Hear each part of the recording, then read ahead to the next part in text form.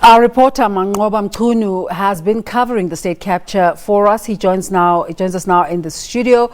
Welcome. And is Ben Gobane's testimony done and dusted?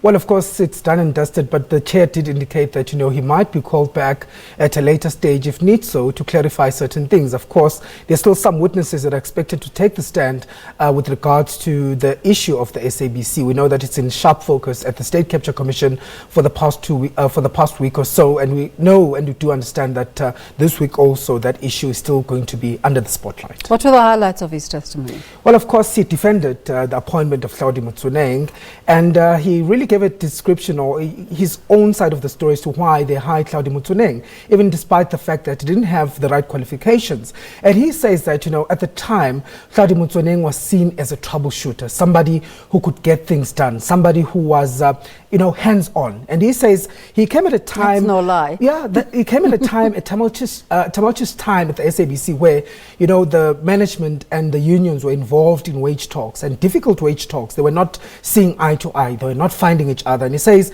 that's the reason why Hlaudi was brought there, because he was a people's person. And he says that Hlaudi could therefore be able to mediate between the two parties and therefore really be some sort of a middleman between the management as well as staffers and the unions. And that's the reason why he says that even from the CEO's office, where he was a stakeholder relations manager, they then decided to also elevate him to the board, even though he was not a board member at the time, but just simply so that he could keep the relations or the positive relations between the staff and the board. Did the Deputy Chief Justice accept his justification that just because the SABC was in a dire financial situation, they can overlook certain things, like the fact that this person wasn't qualified? Well, of course, there were many questions raised about that, Desiree. I mean, he even asked at some point, the Deputy Chief Justice asking that, so are you saying that you knew that Hlaudi Motsoeneng didn't have a matric, but because you needed his skills, is that the reason why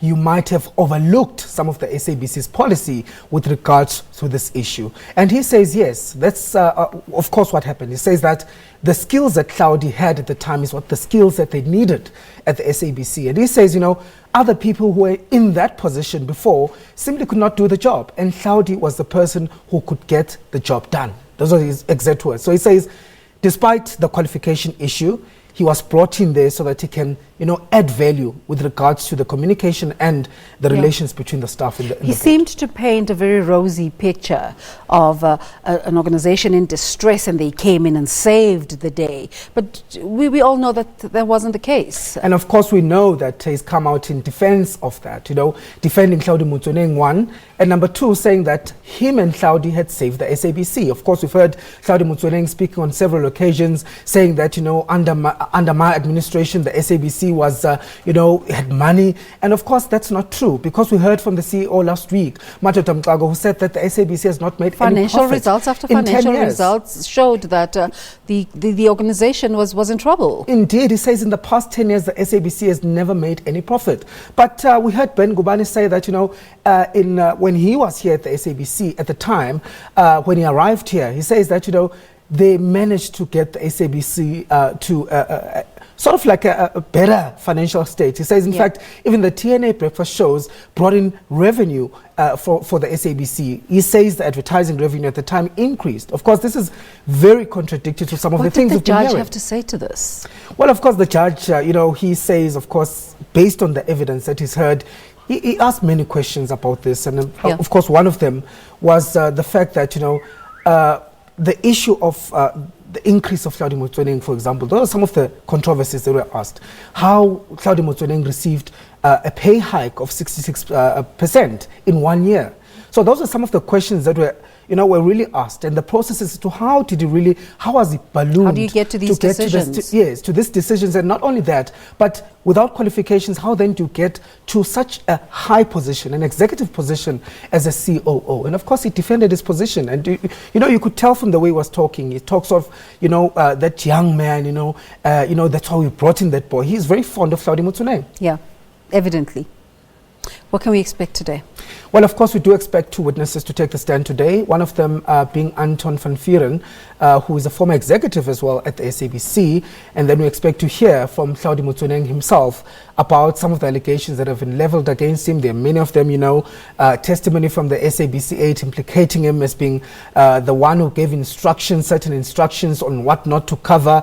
He gave directives of what should be done not to cover certain political parties, and even the ban on violence that we saw in 2016. And some of those things, some of those controversies, of course, as well as the TNA. Non-compliance with the editorial code. Non-compliance with the editorial code, and of course how he himself had then appointed himself as a de facto editor-in-chief, which we know is a title that is held by the CEO of the organization. Those are some of the things that we expect to hear from him, but more than that, his relationship with the Gupta brothers. Of course, we heard from Lulana Manqoba last week saying that he's the man that introduced her to the Gupta family. So those are some of the things we expect to hear from Hlaudi, as well as some of those controversial policies that he introduced, including the 90% policy on African music. Which is good at face value.